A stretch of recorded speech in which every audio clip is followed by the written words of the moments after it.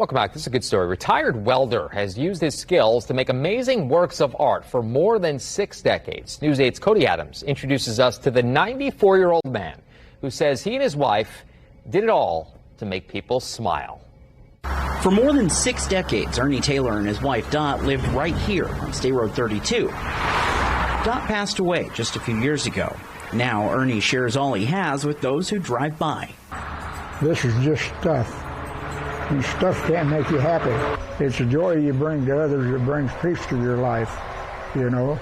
But all that stuff has been bringing joy to people for a very long time.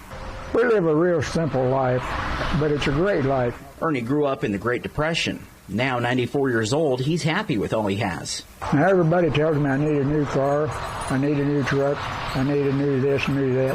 Well, I count everything in cheeseburgers. I spend $50,000 on a new truck. Look at all them cheeseburgers I can buy.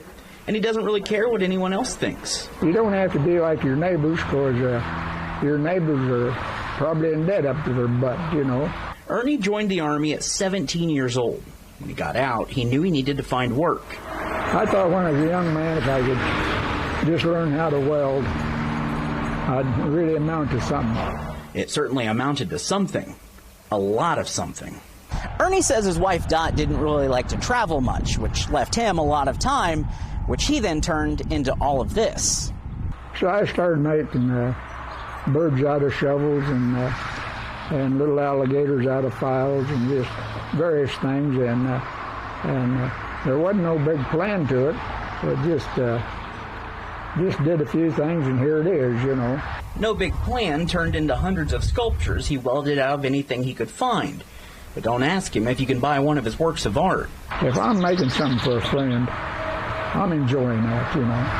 But if I have to make several of them for money, that's work, you know. And I made my living working. I don't want my hobby to be work.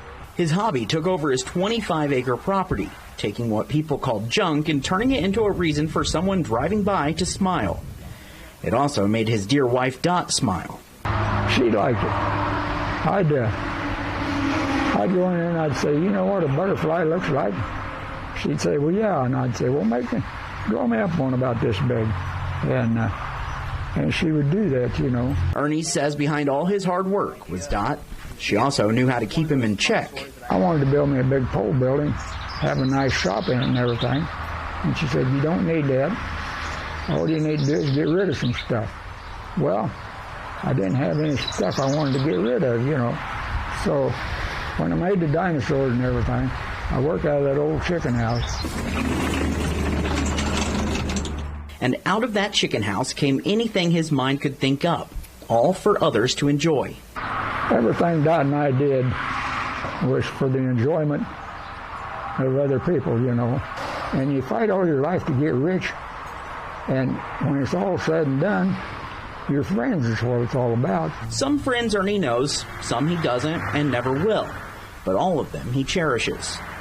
There's a miracle called friendship that dwells within the heart. And you don't know how it happens or where it gets its start, but the happiness it brings you gives you a special lift, and you realize that friendship is God's most precious gift. In Zionsville, Cody Adams, Wish TV, wishtv.com, and follow us on Facebook. Fantastic story.